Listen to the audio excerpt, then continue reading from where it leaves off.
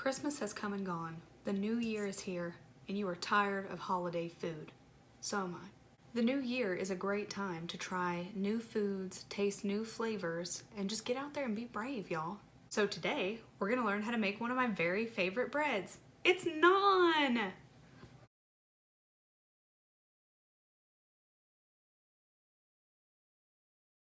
Naan is a flatbread that is served with Indian cuisine, and customarily it is cooked in a tandoor oven, which if you've never seen one, think tall cylindrical oven with a hole in the center, fire in the bottom.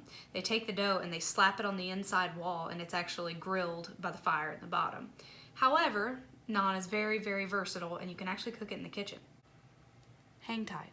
If you're one of those people who thinks, that's a little weird, I've never had anything like that before, and I don't really want to go to the grocery store and buy plain yogurt if I don't know I'm gonna like it. Well, guess what? I made something for you. It's a flowchart. So, let's break this down. The big picture question is, should I make naan? First, you should ask yourself, do I like Indian food? If the answer is yes, then just easily hop on down here to make the naan. If the answer is, I've never had Indian food, well then just come on down to make the naan. However, if you are one of those interesting individuals in this world who says, no, I don't like Indian food, but have never tried it, one of these little guys right here, we can't be friends. So, another reason this recipe is awesome is because it's just so simple. It's like 5 ingredients, guys. 5 ingredients. To begin, we're going to start with 1 cup of all-purpose flour and 1 cup of whole wheat. To that, we are going to add 1/4 cup of olive oil. Now, like with any recipe, the better the olive oil, the more delicious it's going to taste. However, luckily for this recipe, you can use just about any kind. Just make sure it's not rancid, okay guys? Don't get me started on rancid olive oil. You got me started on rancid olive oil. Here's the thing, okay? Rancid olive oil is gross. I mean, first of all, it's the word rancid, okay? Which, I mean, no more further explanation needed. However, if you do want the explanation, rancid olive oil smells bad. It's gonna taste sour and bitter and make your food just generally less delicious. Interestingly enough, when I started looking into olive oil, I learned that most grocery stores don't know how to properly store olive oil. It's actually supposed to be in the darkest place in your kitchen. And most grocery stores stick it up on the top shelf underneath all the light. Another thing to note is that a lot of olive oil is out of date when you buy it. You really should check the expiration date. Now, this is not the fanciest of olive oil, but it's just grocery store brand. However, it's important to note that it is that dark green container rather than like the clear glass container. That's gonna let in a lot of light, and it's going to reduce the longevity of your olive oil. Now that we're back from that aside, we are going to add 1/2 cup of yogurt. Now, make sure that this isn't flavored yogurt. I probably don't have to say that. However, I accidentally bought vanilla yogurt one time and put it in this. It wasn't the worst thing I've ever ingested, but also didn't really pair well with peanut curry. Alas, we are going to add 1/2 cup of whole milk yogurt, plain. Now I'm going to add 2 1/4 teaspoon of instant yeast, or 1 packet, a teaspoon of just general salt. Kosher salt's better, but I'm out, so we're going with iodized.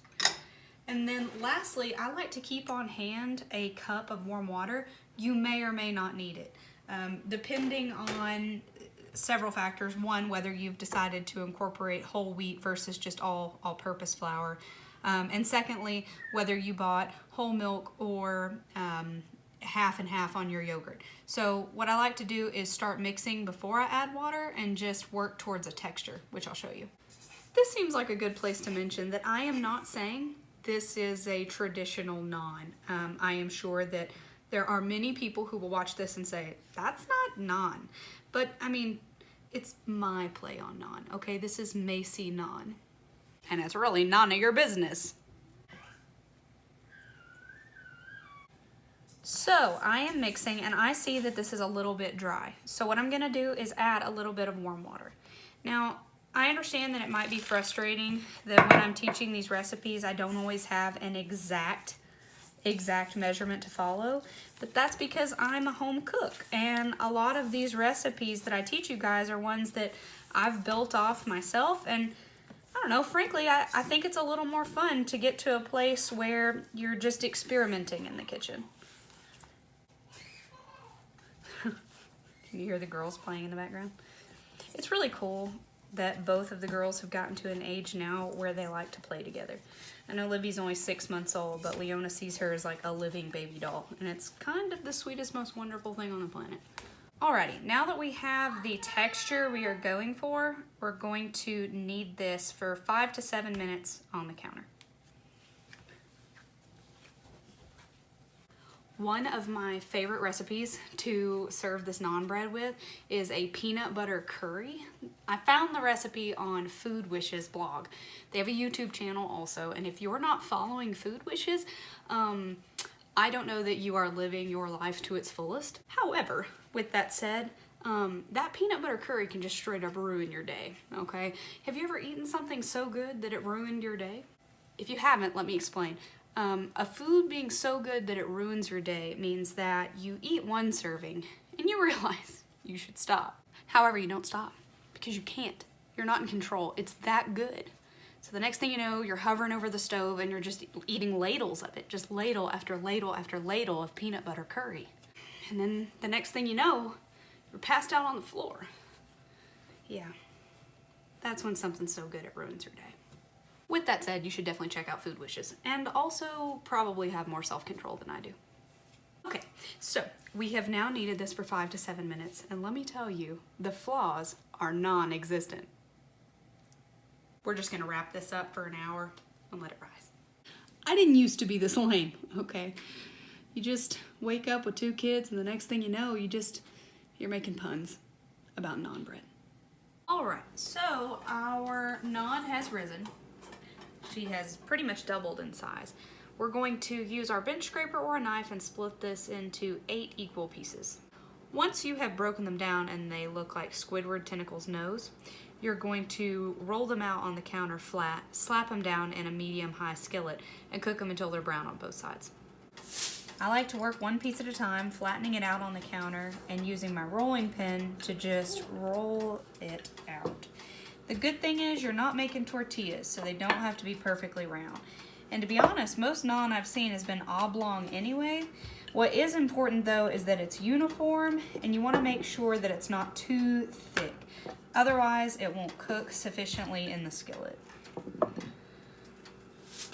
Once you have achieved roughly this thickness, we are going to transfer it over to a skillet. So we've got her in a skillet cooking on medium-high heat until she starts getting bubbly. You can see one right there starting to form.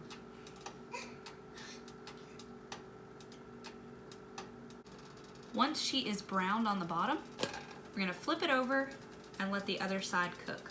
Working in batches helps, so while one is cooking in the skillet, I like to be rolling the other out on the counter. And the cool thing about this recipe is none of them are gonna be the same shape, and that's kind of what makes it fun. And very much like a Bob Ross painting.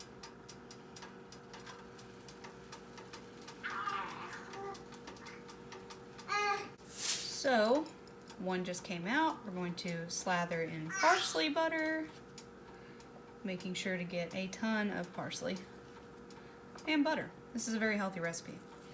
Sprinkle with salt.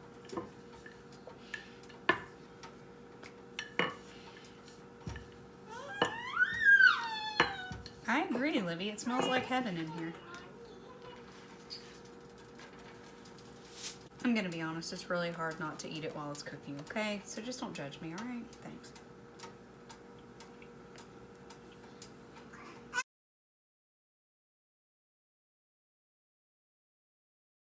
It doesn't get much easier than that. We've got our peanut curry and our naan, and my favorite way to eat it is I actually just take the naan bread and tear it, and then reach into the bowl, pick up a piece of that delicious peanut chicken. Oh.